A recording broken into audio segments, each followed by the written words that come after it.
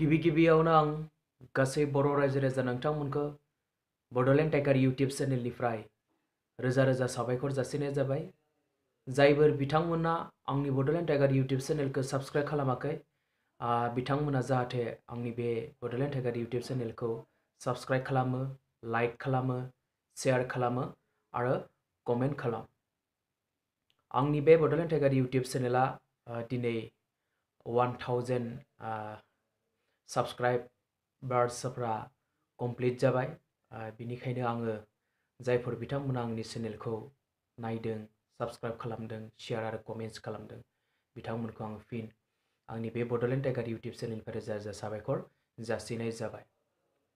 बे चेनेलाव नोंथांमोना बर' हारिनि जेसेबां समस्या जादों, बर' हारिनि एगेन्स्टै सोर सोर मानसिया, बबे हारिया बर' हारिनि एगेन्स्टै बाथ्रा बुंदों, बिथांमोनखौ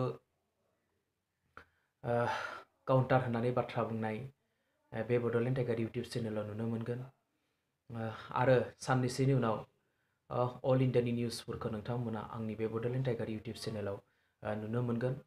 एसे सम नांगोन। दासो गोदान चेनेल, दासो 1000 साबस्क्राइबार्स जादों। लासै लासै आं खामानिफोरखौ मावलांबाय थागोन।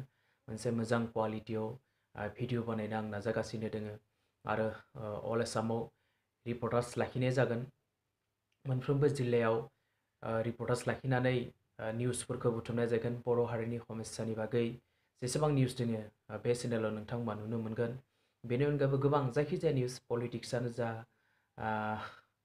समाजारियानो जा, जायखिजाया निउसखौ नोंथांमोना आंनि बे बड'लेण्ड टाइगार इउटिउब चेनेलाव नुनो मोनगोन। बेनिखायनो आं आंनि खामानि मावलांनायाव बर' रायजो राजा नोंथांमोननि हेफाजाब नांगोन। मानो होनब्ला गुबुन हारियाथ' जोंखौ बर' हिसाबै हेफाजाब होनाय नङा।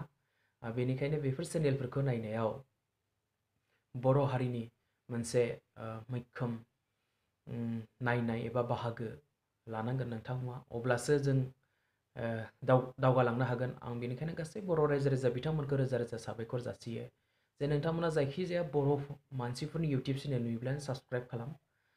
गासैबो दावगालांनो हागोन। मानो होनोब्ला जेब्लानोखि साबस्क्राइब खालामगोन, साबस्क्राइबा जेब्लानोखि 1000नि बांद्राय जागोन, भिउसआ 10,000नि बारा जागोन आरो वाट्च टाइमा 4000 घन्टा जागोन, अब्ला जों इउटिउबनिफ्राय गोबां रां खामायनो हायो। बेफोर रांखौ मोननायनि उनाव जोङो आरोबाव गोजौ थाखोआव दावखोलांनो हागोन सासे बर' मानसि हिसाबै। बेनिखायनो आंबो आसा खालामो नोंथांमोननि अननाय आं मोनदों। मानो होनब्ला 1000 साबस्क्राइब जाबाय, भिउसआबो जाबाय, वाट्च टाइमाबो जाबाय। आं दा मोनसे मोजां लामायाव थांगासिनो दङ। नोंथांमोना जाहाथे फिन आरोबाव नायबावो आंनि बेफोर चेनेल।